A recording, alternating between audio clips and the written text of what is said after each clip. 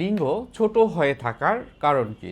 বিষয়টি বলার জন্য আমি আছি ক্লিনিক্যাল অ্যান্ড কাউন্সিলিং এবং সেক্স থেরাপিস্ট রাজু আকুন। এই ধরনের কমেন্ট আপনারা বিভিন্ন জায়গাতে করেন এবং সেই জায়গাটাতে আমার মনে হয়েছে যে এর উপরে আপনাদের অবশ্যই বিষয়টি জানা দরকার।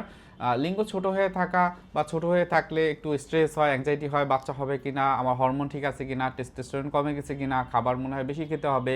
আসলে এই বিষয়গুলো আপনার ভিতরে স্ট্রেস অ্যাংজাইটি তৈরি করে।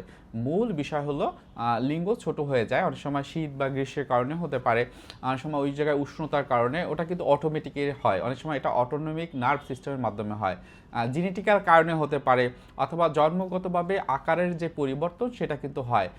হরমোনের সমস্যা অনেকের ক্ষেত্রে হয়, যেমন টেস্টোস্টেরন যদি কম হয় তাহলে এর একটা প্রভাব কিন্তু লিঙ্গের উপরে পড়তে পারে।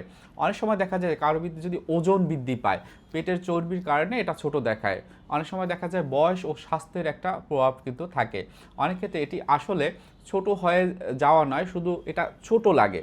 সো এটা যদি আপনি অনেক সময় কী হয় যে একটু চিন্তা করেন, বারবার ভাবেন, হয়তো বা আয়নাতে দেখেন, তখন হয়তো বা পারফেক্টভাবে দেখেন না, এর সাইজটা আপনি বুঝতে পারেন না। এখন সমাধানের জায়গাটা আমি আপনাদের যদি বলি, আপনার ও যদি এরকম হয় ছোট হয়ে গিয়েছে বা ছোট, তাহলে ওজনটা নিয়ন্ত্রণ করতে হবে, এটা খুবই ইম্পর্টেন্ট। স্বাস্থ্যকর জীবন রাখা এবং প্রয়োজন হলে এর চিকিৎসা নেওয়া।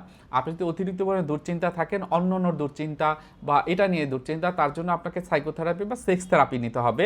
আপনার হাজব্যান্ড ওয়াইফের সম্পর্কটা ভালো নেই, রেগে যাচ্ছেন, অল্পতেই একজন একজনের হয়তো বা ফিজিক্যাল বা আপনার ইমোশনাল অ্যাবিউজ করছেন, এই বিষয়গুলো যদি থাকে আপনাকে অবশ্যই কাপল কাউন্সেলিং আপনাকে নিতে হবে। আপনার কারণটা বুঝতে হবে, অযথা ভয় পাওয়া যাবে না। মনে রাখবেন এই পৃথিবীর সব রোগের চিকিৎসা আছে। সবাই ভালো থাকেন, সুস্থ থাকেন। আসসালামু আলাইকুম।